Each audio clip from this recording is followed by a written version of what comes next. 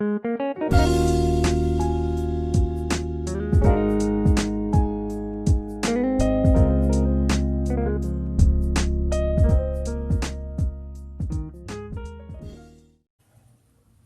my dear students, in this video we are going to study chapter number 5 called Review of C++. OOP emphasizes on data.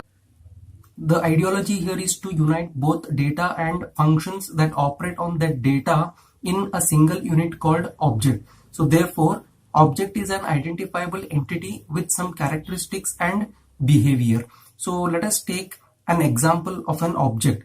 Consider a mobile cell phone that consisting of certain characteristics such as its color, its weight, and the size and the screen. So here all these characteristics are nothing but they are the attribute of the object called mobile, and let us consider some of the features that can be used with the phone. So here the features are such as voice calls, video calls, chatting, etc. can be done with the mobile phone. So here the characteristics are nothing but the attribute of the object, and here the features are nothing but they are the functions of the object. One more aspect of the object oriented program is class. Class is a blueprint that specifies which data and functions are to be included in the object. Now let us continue with the OOP characteristics. So there are several characteristics of object oriented programming, such as the first one is modularity, second one is abstraction, and the third one is data encapsulation, inheritance, polymorphism, dynamic binding, and message passing. Let us continue with modularity. Here the complex program can be divided into small logical components that performs a specific task. It is also called as module. Let us continue with the abstraction.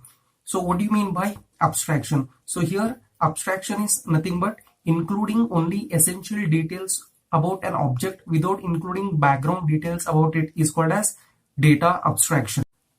Next is data encapsulation. So here there are two important concepts comes. The first one is data encapsulation and one more is data hiding. So data encapsulation is nothing but what? It is wrapping up of data and functions together to form a object. And data hiding is nothing but it's a process of insulating the data from the outside world without accessing that particular data by the other program. Inheritance is the process by which objects of one class acquires the properties of objects of another class. Next is polymorphism. Here poly means many, morphism means forms. Here polymorphism is nothing but many forms. Here the polymorphism is the ability to process a message in more than one form is called as polymorphism. Here there are two best examples for polymorphism. The first one is function overloading and the second example is the operator overloading. So function overloading is nothing but what? The same function name with a different argument and with a different return type. Normally we call it as different signatures. So functions having the same name but with the different return type are called as function overloading. Then what do you mean by operator overloading? So here operator overloading is nothing but what? The same operator acts differently at different instances of time is called as operator overloading. So let us consider an example of operator overloading. If I use plus as an arithmetic operator when I deal with numericals, so that performs addition of two numbers. Suppose if I take the same plus with the two different strings, then it acts as a concatenation of those two strings. Let us continue with the dynamic binding. Here dynamic binding is nothing but it is a process of linking more than one module together when it is executing. Let us take message passing is nothing but you can call a particular function by creating object of that particular class. So let us take one example. Stack1.push is the function, push is the function, and stack1 is the object. So here we are going to use object to call that particular function with the dot operator. So this is how the objects will communicate. Next, we'll continue with fundamentals of C++. So, who has developed C++? Bjarne Stroustrup in the year 1980 developed C++ programming language at and T. Bell Laboratories, New Jersey. Let us continue with C++ character set. So here there are three different character set. The first one is digits, that is from 0 to 9, and the next one is characters, that is nothing but alphabets. Either it may be lowercase alphabet or it may be uppercase alphabet. So that is lowercase a to z or uppercase a to z. And the next is special characters. Other than digits and the alphabets, all other symbols are representing special characters. Now let us continue with tokens. So what do you mean by token? Token is a lexical unit, or it is the smallest basic unit of any programming language is called as token. So then how many number of tokens are present? Identifiers, keywords, variables, constant, punctuators, operators. Let us continue with the first one, identifiers. So what do you mean by identifier? Identifier is a name given to the programming elements such as name of the array, name of the variable, and even it may be name of the object that follows all the rules of declaring identifier name. Let us take some of the examples, like your name is a valid identifier name and it should always begin with alphabet or it may be begin with underscore. So any example of such kind are valid identifier names. Keywords.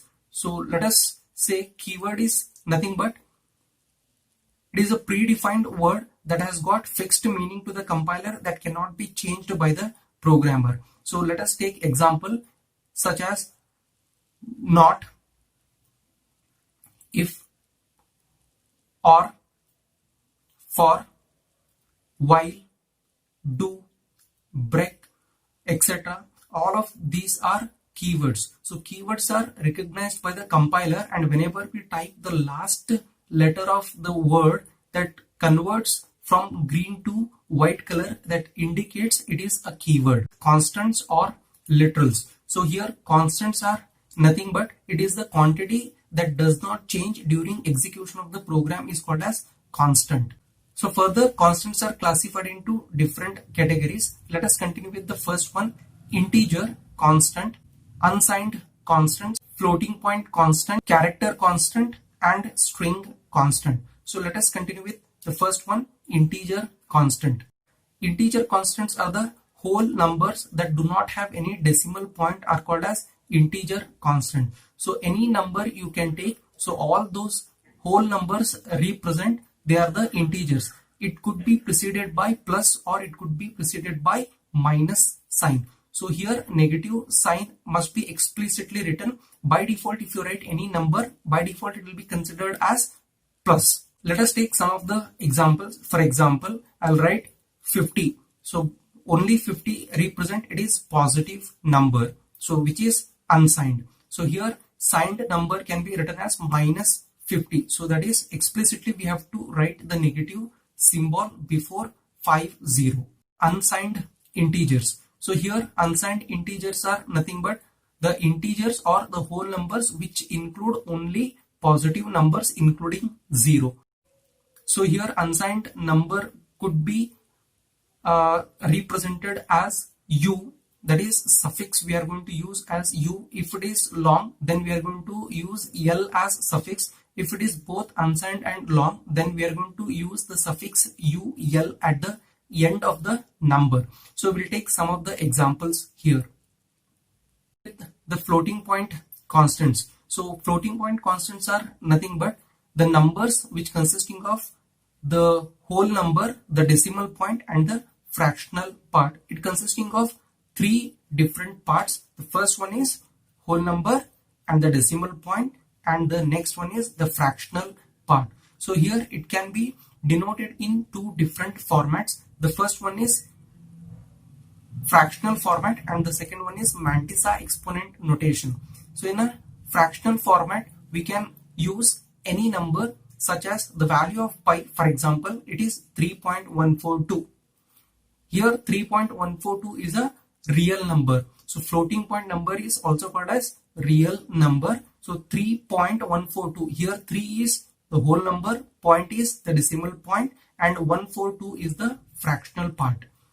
Now we'll continue with the next format, that is Mantissa exponent notation. So any big number or any small number can be represented with the help of Mantissa exponent notation, and it is denoted as lowercase letter e or capital letter E that represent 10 to the power. So it could be 10 to the power minus or 10 to the power plus any number. The character constants. So here character constants are nothing but a single character, or it could be letter, or it could be digit, which is enclosed within a single pair of quotation mark is called as character constants. So such as capital A in a single pair of quotation mark represent a constant, that is character constant. Number 2 represent a character constant, and even we can write any special symbol such as percentage in a single pair of quotation mark that represent a character constant. And one more type of character constants that begin with the backward slash. So those are non-graphical characters. They are also called as escape sequences that begin with backward slash. For example, backward slash itself, backward slash A, which is used for alarm, next backward slash B, which is used for backspace, and backward slash single pair of quotation, single quotation mark, etc. String constants. So what are string constants? So string constants are nothing but these are the sequence of characters enclosed within a pair of double quotation mark is called as string constant. For example, your name is a valid string constant because whenever you write your name, that consisting of sequence of letters which can be encoded or enclosed within a pair of double quotation mark that represent a string constant. And always string constant terminated by a null character, that is backward slash 0. Let us take some of the examples such as C++ programming and your name in a double quotation mark represent a string constant. Punctuators. So punctuators are the special symbols which has got some syntactical and semantic meaning to the compiler, and they do not by themselves represent any operation to yield the value. For example, exclamation mark, percentage symbol, caret symbol, single ampersand symbol, asterisk symbol, round closing brace, and negative sign. Thank you my dear students for watching this video, and we will see you in the next video.